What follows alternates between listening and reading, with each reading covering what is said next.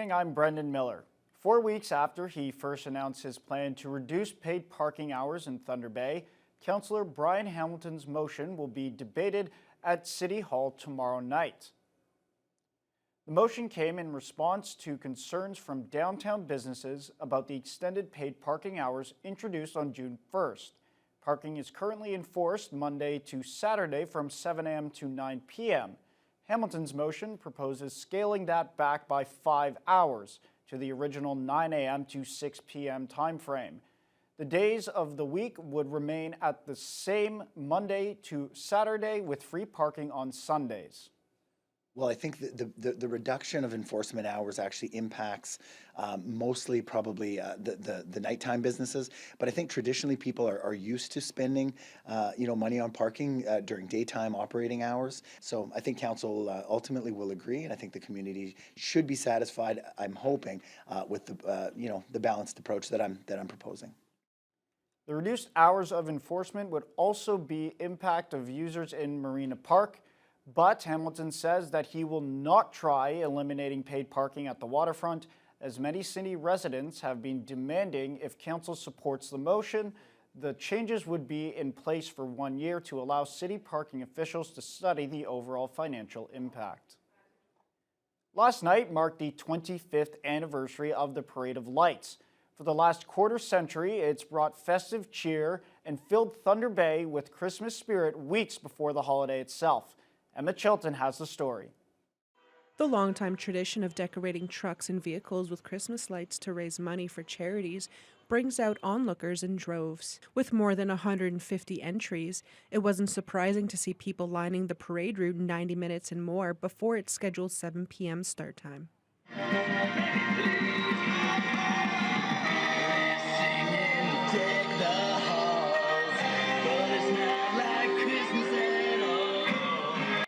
This year, 152 registered floats and vehicles contributed to support Thunder Bay Therapeutic Riding Association, Special Olympics Thunder Bay, George Jeffrey Children's Foundation, and Autism Ontario. Parade Chair Greg Stevenson expresses gratitude for the incredible community support. And when we go over the bridge, when we first start, and you see the crowds at Toys R Us and along the harbor, and then turn, it's mind-blowing the amount of support that we get. Dave Dolph says that he was born with bronchial asthma, and back then there wasn't much hope for kids. Dolph has been entering his truck in the parade for 24 years and is back again. When I was born with bronchial asthma. I was in an air tent. But back then, there was hardly any help for kids. Now there's help for kids, and I do my best to take care of it. If you have a sick child and you need help, well, that's what this is for.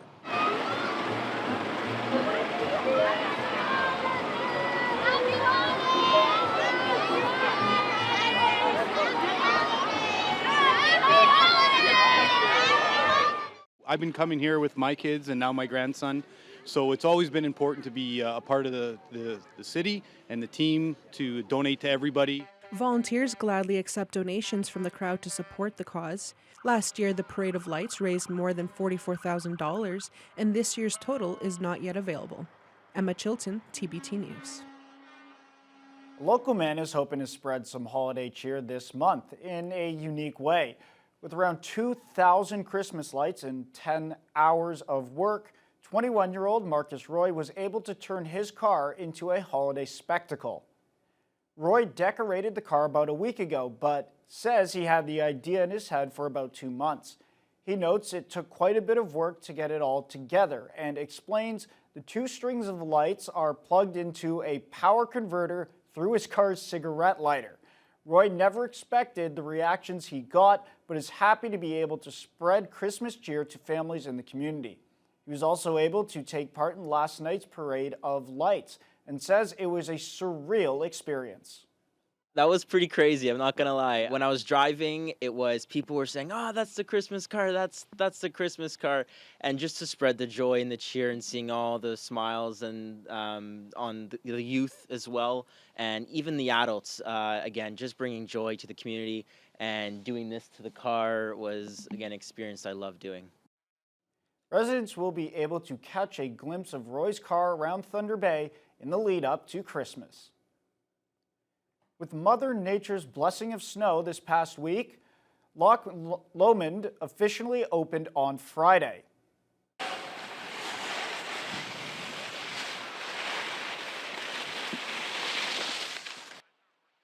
The south side hills, excluding the Mullet, are open, and they're hoping to open the north side hills next weekend.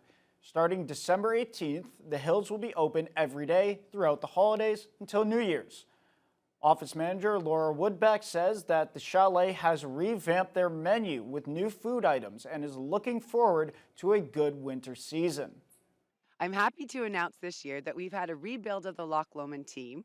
We have a great menu, a whole bunch of soul food on our menu. Everything is brand new. The energy level here this year is amazing. You really don't want to miss the opportunity to come out and ski at Loch this year. We are so looking forward to seeing everyone. Loch is open on weekends from 10 a.m. to 5 p.m. and ski passes, memberships, and lesson prices are all available on their website. The municipality of Greenstone is looking into ways of making its main street safer for an anticipated raise in activity.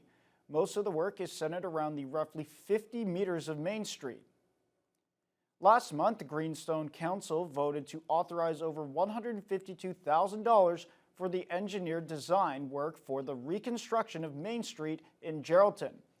That portion of the street has two right-angled turns, which could pose a hazard as mining opens up in the region, especially as the community touts itself as the passage to the Ring of Fire. Mayor James McPherson says the municipality has to be ready for how much more activity that will be coming through. There's going to be significantly more traffic on Michael Power Boulevard, the Main Street through Geraldton's ward. And when the road was transferred to us by the province, we recognized that there was some issues with the road, and so we've had an engineer look at it. We've also having them make a proposal tonight about engineering a better solution to the north end of Geraldton where there is a sharp jag. Council's decision came with an amendment to direct staff to request the engineers take potential traffic calming measures into consideration.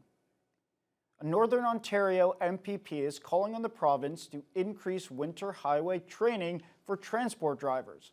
The private member's bill was tabled at Queen's Park this week by Guy Bougouin, CTV's, and Amanda Hicks reports. When it comes to navigating snow and ice-covered Northern Ontario roads, Mushkegowuk James Bay MPP Guy Bourgoin says additional training for truckers is needed. The bill is going to be for truckers for A and D licenses, that they